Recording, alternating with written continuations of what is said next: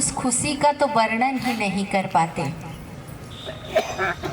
साथ संगत जी, बस अब ये कलयुग में बच्चों को देखना है कि मेरे माँ बाप कितने प्रयास से दो जोड़ी को एक करते हैं, ढंग का कपड़ा नहीं पहनते हैं। साथ संगत जी, बच्चों की परवरिश में माँ बाप अपना दिल जान लगा देते हैं। अब बारी बच्चों की है कि माँ बाप की सेवा करना, आज्ञा मांगना, माँ बाप को अच्छा समय पे अच्छी अच्छी चीज़ें, दर दवाई, चश्मा, कितने हक से माँ बाप अपने बच्चों की शादी करते हैं। लेकिन आज के युग में सब लोग रामचरितमानस को मानते हैं, रामचरित पाठ करते हैं, लेकिन जो राम का सीख है वो नहीं हो रहा है। जब सीता जी आई अयोध्या में तो सब लोगों ने जब मुँह दिखाई दिया, जब कौशल्या की बारी आई तो कौशल्या ने सीता जी को राम का हाथ पकड़ाते हुए बोली कि बेटी, मेरे पास राम के सिवा कुछ नहीं है। आज आचार्य जी ये जो राम सत्संग जी, ये सत्संग जो आज रूपी लगाए हैं बगिया कि दूध पूत लक्ष्मी पापिन के होए, तुलसी संगत हरि कथा कोटिन दुर्लभ दो। ये बहू को जो आज ये ब्रह्म ज्ञान का दात दिए हैं सत्संग जी, इससे बड़ा कोई दात नहीं है। तो दातार कृपा करे। सीता ने कहा, माँ आपने हमें सब कुछ दे दिया। और ज्यों ही राम को वनवास हुआ त्यों ही सत्संग जी वो घड़ी वो समय सीता जी ने कहा, माँ आपने मुझे राम दिया है। तो जब मैंने राम पा गई तो मेरे लिए वन और अयोध्या कोई मायने नहीं रखता है। जहाँ राम है वहीं मेरी अयोध्या है। मुझे आप जाने का आदेश दीजिए, क्योंकि जितने लोग जो भी मुझे दिए वो सब मैं त्याग दूंगी, लेकिन राम को नहीं त्याग पाऊंगी। आज ये बहू, दोनों वर वधू अपने माँ बाप के कर्तव्य को समझें। आचार्य जी आज इतने खुश हैं जब से शादी का दिन पड़ा है। सत्संग जी कितने हर्ष से माँ बाप जेवर लेते हैं, डाल लेते हैं। माँ कहती है कि ये हल्का है, थोड़ा और वजन चाहिए।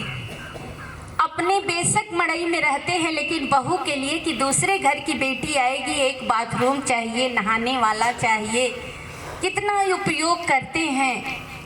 लेकिन अगर बहू आज सत्संग जी उस माँ बाप के सेवा पे खरी ना उतरे, हक की लड़ाई करे, फर्ज अदा करो, हक अपने आप मिल जाएगा।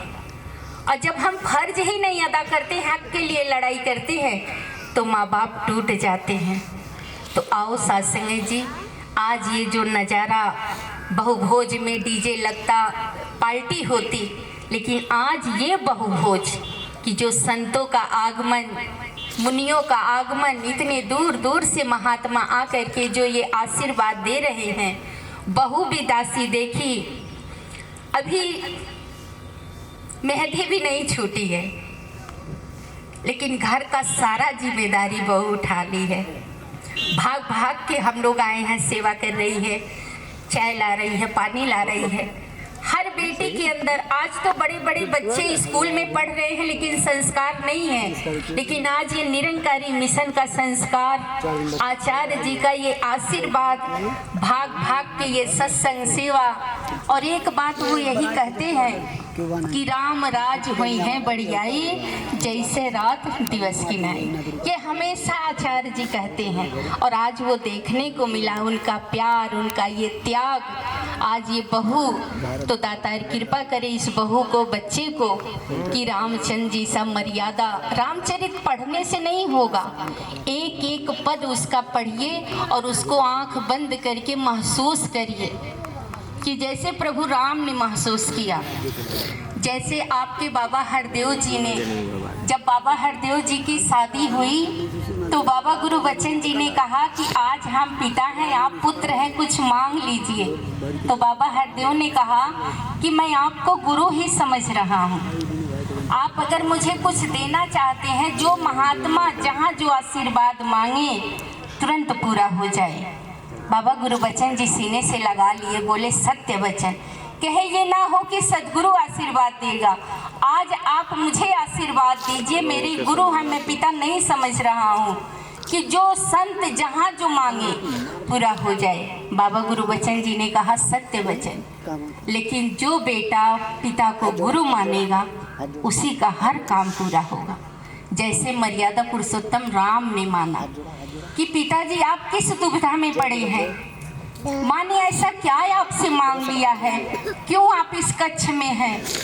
दशरथ बोल ही नहीं पा रहे हैं। कैकेयी ने कहा क्या मांगा है, आपको वन मांगा हूँ, भरत को गद्दी मांगा हूँ। राम ने कहा आपने तो मुझे वन का राजा बना दिया और भरत मेरा अयोध्या का राजा है, इसमें कौन सी बड़ी बात है पिताजी। मैं इस बात को मानता हूँ। तुरंत सास संगे जी अपने राजा वस्त्र को उतारते हैं। रघुकुल रीत सदा चली आई, प्राण जाए पर वचन न जाए। ज्यों का त्यों बन जाने के लिए तैयार हो जाते हैं। उधर लक्ष्मण भी तैयार हो जाते हैं, सीता जी तैयार हो जाती हैं।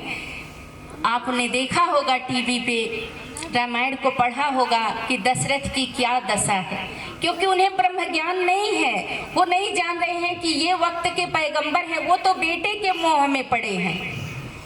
लेकिन जब वो कौशल्या को पता चला, कौशल्या ने कहा किसका आदेश है बन जाने का, माँ से बड़ा तो भगवान नहीं होता है।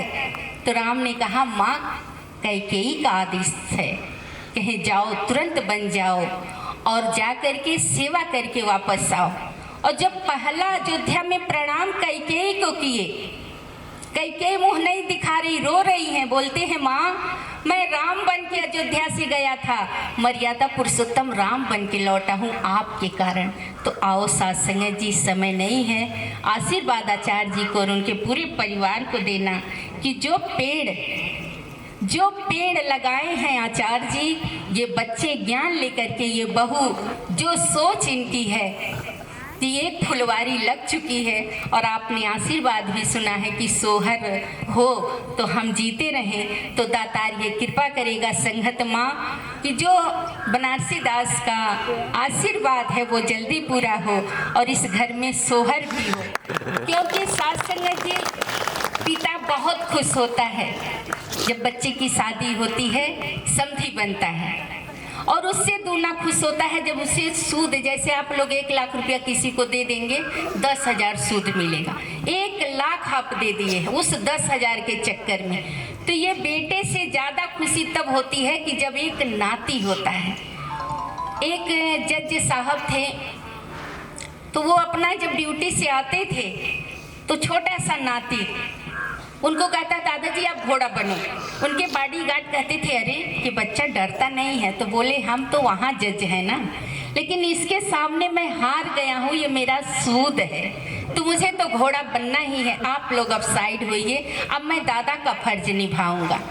तो आओ सत्संग जी, आज आचार्य जी की खुशी का ठिकाना नहीं है, कितने खुश हैं। तो दाता कृपा करे कि इसी तरह से ये बहू अपनी मर्यादा, जिस तरह से पढ़ाई लिखाई लोग करते हैं, दूर दूर से पढ़ लिख करके बच्चे आ रहे हैं, लेकिन हर बाप माँ सोचे, आत्ममंथन करे, बच्चे बहू देवरानी जेठानी, कि क्या हम सदगुरु के वचन पे चल रहे हैं, क्या मेरे घर में माँ बाप सुखी से हैं। घर का छत आज सत्संग जी हमारे सेवा दल इंचार्ज प्रवीण कुमार भास्कर, माँ बाप का सेवा ऐसा श्रवण कुमार सब लोग सुने थे, लेकिन अब देखने को मिलता है। कहते हैं समागम मैं तब जाऊंगा जब तक पिताजी की जिम्मेदारी है। मैं समागम आज 5-6 साल हो गया, और यही कहते हैं कि अभी हमें पिताजी की सेवा करनी है। हर सेवा दल उस अधिकारी से सीख ले कि मेरे माँ बाप तो कहीं मेरे कर्म से दुखी तो नहीं है, कहीं मैं ऊंची आवाज़ में तो नहीं बात कर रहा हूँ। बाबा हरदेव जी क्या कहते थे कि जिस माँ ने दिया निवाला उसी माँ को घर से निकाला। लेकिन आज हम सोचें, इतने ठंडियों में माँ बाप अगर तड़प रहे हैं एक रोटी के लिए, हम 1 घंटा पूजा कर रहे हैं बैठ के, और ससुर को शुगर है, सास को शुगर है, वो दवा ना पाए, इस ठंडी में कपड़ा ना मिले, तो सत्संग जी पूरी जिंदगी बेकार हो गई बच्चों का सेवा करके, क्योंकि पछताना हो जाता है कि हम औलाद के लिए क्या क्या नहीं किए। अगर एक माँ को बच्चा नहीं होता है, उससे कहा जाए कि तू सूअर का मांस खा ले, बच्चा हो जाएगा, वो खा लेती है कि मुझे लोग निर्वंशी ना कहें, मेरा वंश जगेगा। एक ऐसे ही साथ संगत जी माँ थी, अंधी थी, और उस माँ को बच्चा हुआ। बहुत सेवा, घर में बर्तन मांज मांज के माँ बच्चे को पढ़ाई, बच्चा बड़ा हुआ, अधिकारी हो गया। जब अधिकारी हो गया तो कुछ लोगों ने कहा कि तेरी माँ अंधी है, उसको देख करके तू मत जाना पेपर देने। बच्चा के मन में ये बात बैठ गई।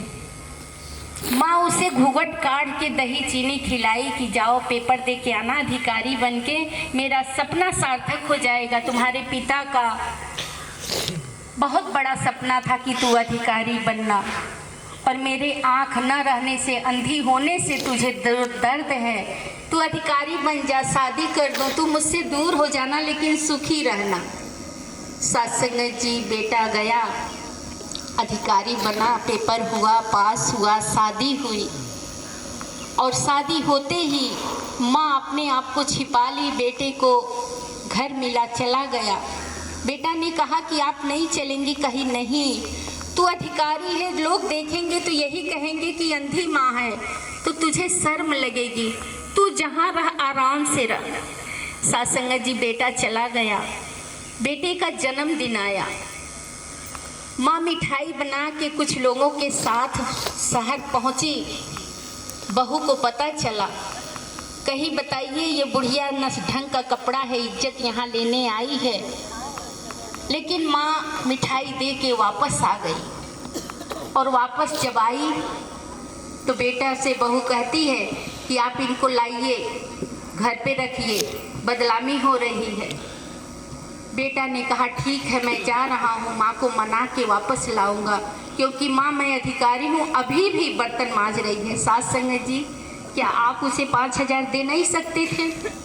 क्या आप मुझे कपड़ा नहीं दे सकते थे? वो क्यों बर्तन मांज रही है?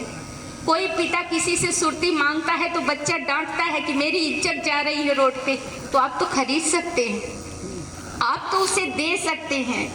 रामचरितमानस पढ़ने से अगर राम बन जाएंगे तो साथ संगत जी नहीं बनेंगे। राम के कर्म को अपनाना होगा, राम के वचन को मानना होगा, एक एक बात मर्यादा वाली राम की रखनी होगी। जैसे बाबा हरदेव जी को आज पूरी दुनिया क्यों मान रही है, आज ठाकुर पंडित हरिजन सबको सतगुरु ने एक क्यों किया है? क्या होती है ऊंची जात, लोग बड़े और छोटी बात। प्रभु राम ने आज अंबेडकर जी का जय जयकार क्यों मनाया जा रहा है? सत्संग जी, क्योंकि उनकी सोच बड़ी थी। आज घरों में विवाद क्यों हो रहा? छोटी छोटी बातों पे विवाद हो रहा है, एक दूसरे को बर्दाश्त नहीं कर रहे हैं। माँ बोली ठीक है, बहू से बहुत लड़ रही है कि जाइए उनको लाइए, घर में बंद करिए। बेटा गया जब माँ के पास तो माँ मर चुकी थी। माँ मर चुकी थी। गांव वाले बोले क्यों आए हो? और माँ कही कि बच्चे को मत बताना, वो अधिकारी है, काम में बिजी होगा। लेकिन एक बक्सा छोड़ गई थी। जब बक्सा खुला